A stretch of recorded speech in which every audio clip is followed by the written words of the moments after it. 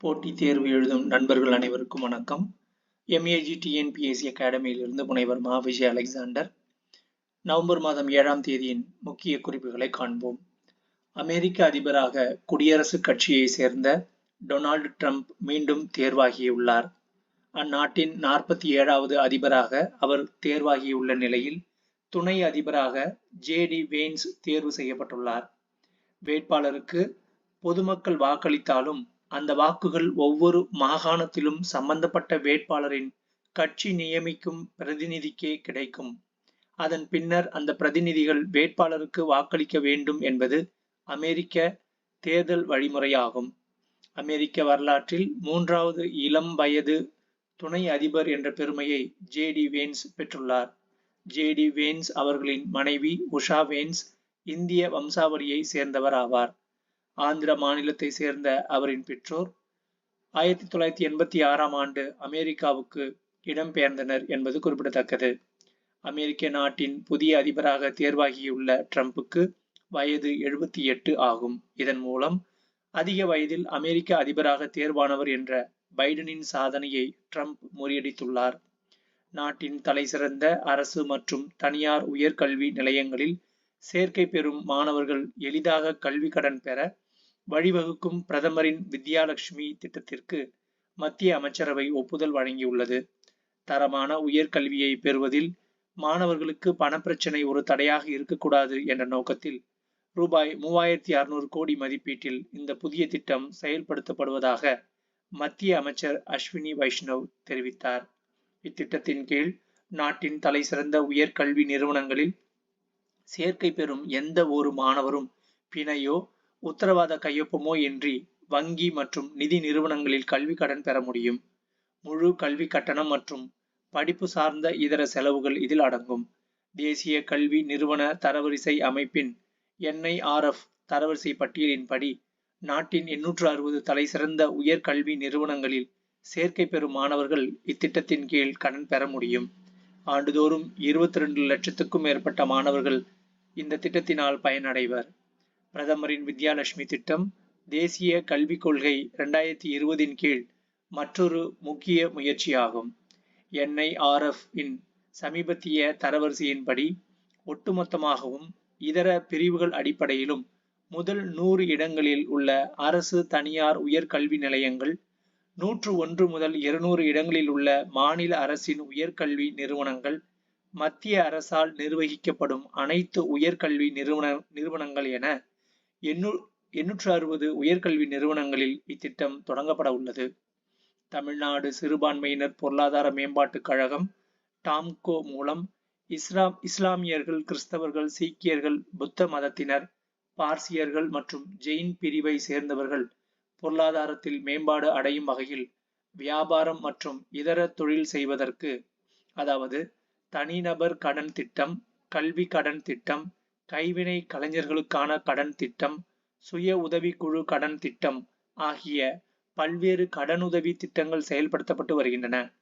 தமிழ்நாடு முதலமைச்சரின் திறனாய்வு தேர்வு திட்டத்தின் கீழ் அரசு பள்ளியில் படிக்கும் மாணவ மாணவிகளுக்கு தேர்வுகள் நடத்தப்பட்டு +1 +2 வகுப்பு படிப்பு உதவி தொகையாக மாதம் ரூபாய் 1000 வழங்கப்பட்டு வருகிறது. காச நோய் பற்றிய குறிப்புகள். காச நோயால் பாதிக்கப்பட்டவர்களின் எண்ணிக்கை கடந்த 2015 முதல் 2023 வரையிலான 8 ஆண்டுகளில் 17.7% குறைந்து இருப்பதாக அண்மையில் வெளியான உலக சுகாதார நிறுவன அறிக்கை தெரிவிக்கிறது. உலகளாவிய அளவில் இதே காலகட்டத்தில் காச நோயால் பாதிக்கப்பட்டவர்களின் எண்ணிக்கை 8.3% குறைந்து இருப்பதாகவும் அந்த அறிக்கை குறிப்பிடுகிறது. சர்வதேச அளவில் ஒப்பிடும்போது இந்தியாவின் காசநோய் பாதிப்பு பாதியாக குறைந்து இருப்பது வரவேற்புக்குரிய மாற்றமாகும். சர்வதேச அளவில் 2030ஆம் ஆண்டுக்குள் காச நோயை முற்றிலுமாக ஒழிக்க இலக்கு நிர்ணயிக்கப்பட்டிருக்கிறது. அதை நோக்கிய பயணத்தில் இந்தியா கடந்த 10 ஆண்டுகளில் மிகப்பெரிய அளவில் திட்டங்களை வகுத்து வெற்றிகரமாக செயல்பட்டு வருகிறது. 2024 உலக காசநோய் அறிக்கையின்படி 2023இல் உலகிலேயே அதிகமான காசநோயாளிகள் காணப்படும் நாடாக இந்தியா குறிப்பிடப்பட்டுள்ளது. உலகின் மொத்த காச நோயாளிகளில் பாதிக்கும் மேற்பட்டவர்கள் 5 நாடுகளில் காணப்படுகிறார்கள். இந்தியாவில் 26%, இந்தோனேஷியா 10%, சீனா 6.8%, பிலிப்பைன்ஸ் 6.8%, பாகிஸ்தான் 6.3% ஆகிய 5 நாடுகளும் காசநோய் கட்டுப்பாட்டில் சர்வதேச அளவில் கவனம் பெறுகின்றன. காசநோய் பாதிப்புக்கு உள்ளாகும் நோயாளிகளில் 59% ஆண்களும், 33% பெண்களும், 12% குழந்தை வளரிளம் பருவத்தினரும் இருப்பதாக அந்த பதிவு தெரிவிக்கிறது.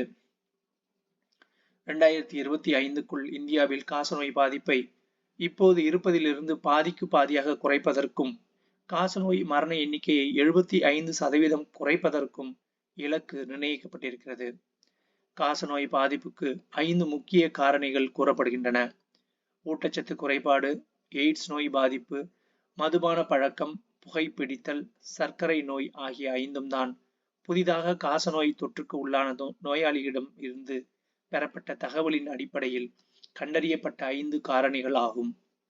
காசநோயை எதிர்கொள்ள மத்திய சுகாதார குடும்ப நல அமைச்சகம் புதிய சில திட்டங்களை செயல்படுத்த முற்பட்டிருக்கிறது.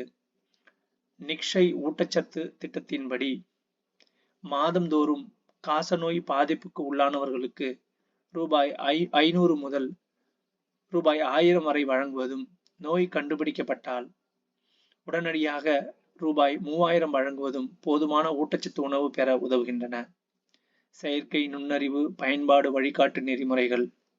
கொள்கை உருவாக்கம் உள்பட 8 முக்கிய செயல்பாடுகளில் செயற்கை நுண்ணறிவு தொழில்நுட்பம் பயன்படுத்தப்பட இருப்பதாக தமிழக அரசு தெரிவித்துள்ளது.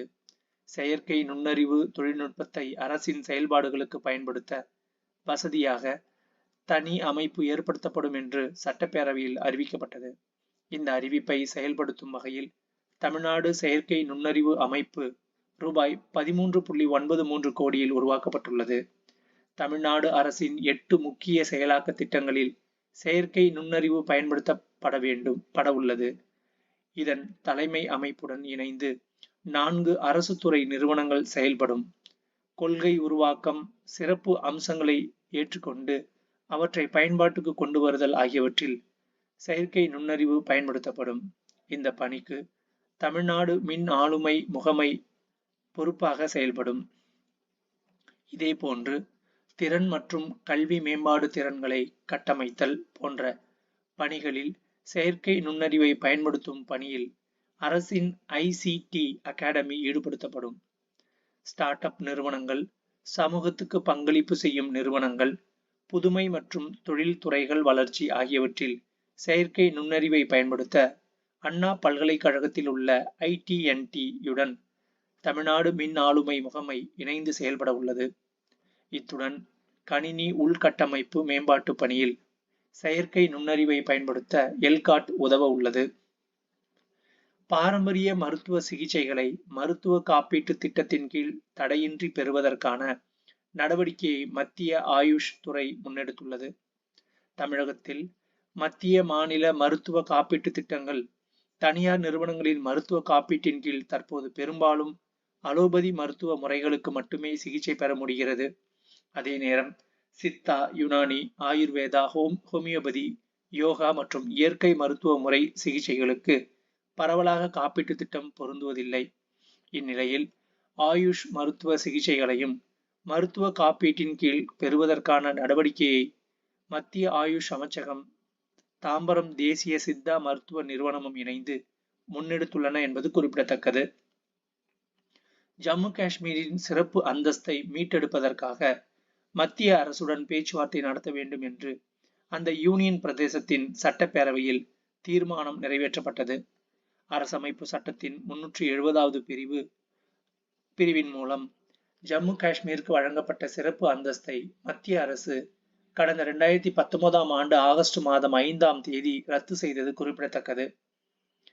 காவிரி நீரை பகிர்ந்து கொள்ளும் தமிழகம் உள்ளிட்ட 4 மாநிலங்களும் தண்ணீரை சிக்கனமாக பயன்படுத்த காவிரி நீர் மேலாண்மை ஆணையம் அறிவுறுத்தியுள்ளது. காவிரி நீர் மேலாண்மை ஆணையத்தின் CWMA 35வது கூட்டம் ஆணையத்தின் தலைவர் SK ஹல்தார் தலைமையில் டெல்லியில் நடைபெற்றது. ஐநாவில் காஷ்மீர் பிரச்சனையை எழுப்பிய பாகிஸ்தான் பொய்களை பரப்புவதுடன் தங்கள் பிளவு அரசியல் கொள்கையை சர்வதேச அமைப்பில் பயன்படுத்துகிறது என இந்தியா கண்டனம் தெரிவித்துள்ளது. சிங்கப்பூரில் உள்ள இந்திய உணவகங்களில் இந்தியா, வங்கதேசம் மற்றும் இலங்கையை சேர்ந்த சமையல் கலைஞர்களை பணியமர்த்த அனுமதிக்கும் பணி அனுமதி விசா உணவகங்கள் மத்தியில் பெரும் வரவேற்பை பெற்றுள்ளது. இந்த சட்டம் அந்நாட்டு அரசால் கடந்த ஆண்டு செப்டம்பர் மாதம் அமலுக்கு வந்தது என்பது குறிப்பிடத்தக்கது. நாடு முழுவதும் ஜாதிவாரி கணக்கெடுப்பு நடத்தும் காலம் வரும் என்று மக்களவை எதிர்க்கட்சி தலைவர் ராகுல் காந்தி தெரிவித்தார். கல்வி வேலைவாய்ப்பில் 50% வரைதான் இடஒதுக்கீடு வழங்க முடியும் என்ற உச்ச வரம்பை தகர்க்க வேண்டும் என்றும் அவர் கூறியுள்ளார். தெலுங்கானா மாநில அரசு சார்பில் ஜாதிவாரி கணக்கெடுப்பு பணிகள் தொடங்கியுள்ளன என்பது குறிப்பிடத்தக்கது. சென்னை கிராண்ட் மாஸ்டர்ஸ் செஸ் போட்டி chess base India, MGD, Tamil Nadu விளையாட்டு மேம்பாட்டு ஆணையம் ஆகியவற்றின் சார்பில் நடைபெறுகிறது. அமெரிக்க பிரதிநிதிகள் சபைக்கு நடத்தப்பட்ட தேர்தலில் இந்திய வம்சாவளியினர் 6 பேர் வெற்றி பெற்றுள்ளனர். இதன் மூலம் அமெரிக்க நாடாளுமன்றத்தில் தற்போது 5ஆக இருக்கும் இந்திய வம்சாவளி எண்ணிக்கை 6ஆக உயர்ந்துள்ளது குறிப்பிடத்தக்கது. அமெரிக்க அதிபர் தேர்தலில் குடியரசுக் கட்சி வேட்பாளர் டொனால்ட் ட்ரம்ப் வரலாற்று வெற்றி பெற்ற நிலையில் தேர்தல் முடிவுகள் மற்றும் ட்ரம்பின் வெற்றி தொடர்பாக சமூக ஊடகங்களில் வெளியான மீம்ஸ்களில் அமெரிக்க தொழிலதிபரும் எக்ஸ் வலைதள நிறுவனருமான எலான் மஸ்க் முன்னிலை பெற்றது தெரிய வந்துள்ளது. மத நல்லிணக்கத்துக்காக பாடுபடுவோருக்கான கோட்டை அமீர் பதக்கம் பெற விண்ணப்பிக்கலாம் என்று தமிழக அரசு அழைப்பு விடுத்துள்ளது. மத நல்லிணக்கத்திற்கு பாடுபட்டு உயிர் நீத்த கோவையை சேர்ந்த கோட்டை அமீரின் பெயரால் கோட்டை அமீர் மத நல்லிணக்க பதக்கம் வழங்கப்பட்டு வருகிறது.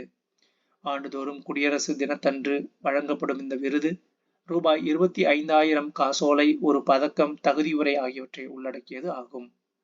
நன்றி.